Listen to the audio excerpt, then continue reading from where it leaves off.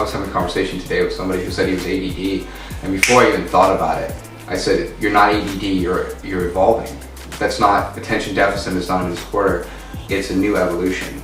We now have the capacity to assimilate information on all of the different levels at once. It's audio, visual, kinesthetic. Our brains are evolving to process that information. The first Hobbit was an experimentation with that, 248 frames per second instead of the traditional 24. Is that, oh man, I hated that. Yeah, and it's interesting because yeah, you and I have that reaction, but not everybody does. The newer generation of kids, it looks fine to them, and yet to us it looks really horrible. And it definitely seems like there is an evolution that's taking place. The place where we're evolving the most is in our awareness. It goes right in line with what you're doing with innovative awareness. I was talking to somebody on Facebook the other day, and they're like, how in the world can you just keep putting out this bullshit? And every time I throw something up that's inspiring or encouraging, I get a huge response. And I think that people are hungry for that. And I wonder if maybe that's our innate self, that's where we're pulled to most internally.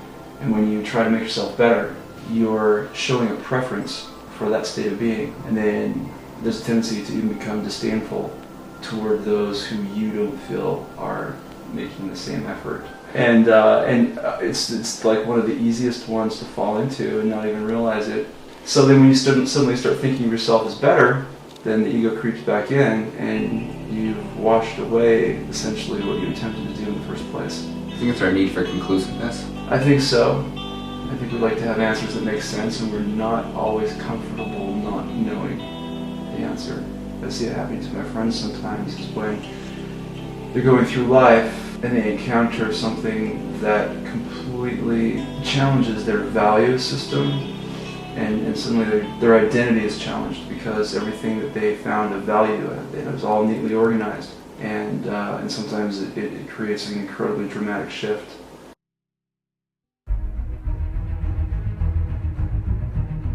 I think, therefore I am, right? Mm-hmm. Okay, well, if I have the ability to think, I then have the ability to doubt my own existence.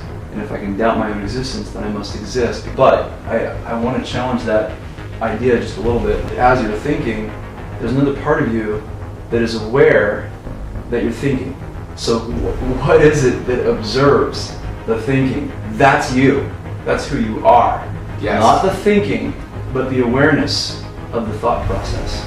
Your ego is the thought process that you've developed over time through a formulation of experiences and emotional anchoring mechanisms, and you slowly ingrained that that's you, and you've made that a part of your personality. When the idea of self-development comes up, you shy away from it because you don't want to lose who you are, and suddenly your identity, it comes up into question. You're like, well, who am I then? Your thoughts aren't you. Your thinking mind is a tool, but you are a being. And being is actually not the same thing as thinking. When you come to that realization, that is actually the awakening of getting to know who you are, who you really are.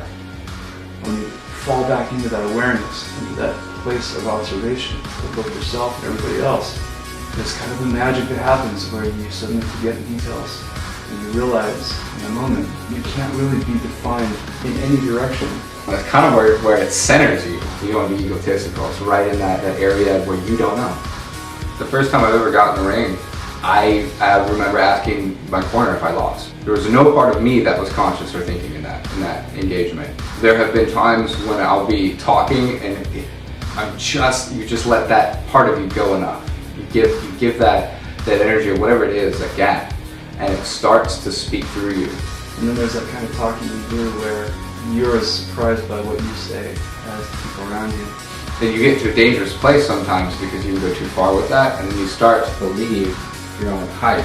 All of a sudden you're like, well, the voice of God speaks through me, therefore everything I say is going to be, I'm a prophet, you know? Oh, it's the opposite. Your ego will steal from you.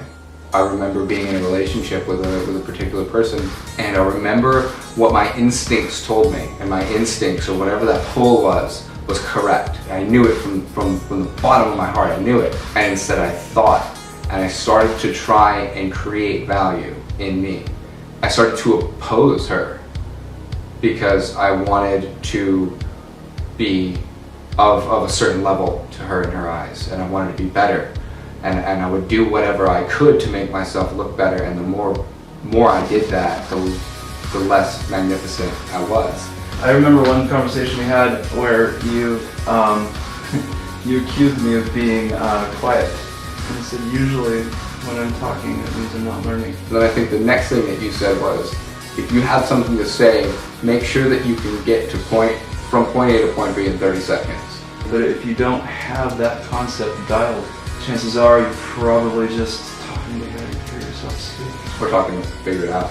Yeah, sometimes, and that's okay too. I mean, there's no rules, you know. It's really about just.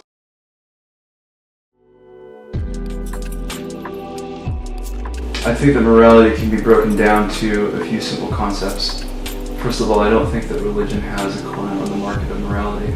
I don't think that there needs to be a system necessarily of reward and punishment for people to feel like they want to be moral. I think that it's something that's within us as a species. We are probably biologically programmed to have a conscience because it's what ensures our survival. Prayer is kind of a universal thing, and I used prayer when I didn't believe in God, and it worked. There's this universal thing that ties everything together, and once we stumbled onto that, coming off of the core basic principles of love, because I mean that's where all religions started, you start to build on top of that. I'm not sure that good or bad exists. Do you want to live in a plane where everything is making the chemicals in your brain good and proactive and fun, and you live longer and you feel life better? Or do you want to live in this negative place? And you can live in either one and rationalize its existence being perfectly fine, but one works better. I wonder if the concept of morality is not so much this is good, this is bad because of some principle. It's just not functional. The way that everything works, me crossing that wire doesn't produce results that in any way benefit the system. I grew up Mormon. That's where I learned my first, basic concept of love thy neighbor. I don't think that religion is necessarily a bad or evil thing. I think it's what we've done in the past to do our best to make sense out of things. The one thing that religion prevented me from doing, it prevented me from having an honest conversation with myself.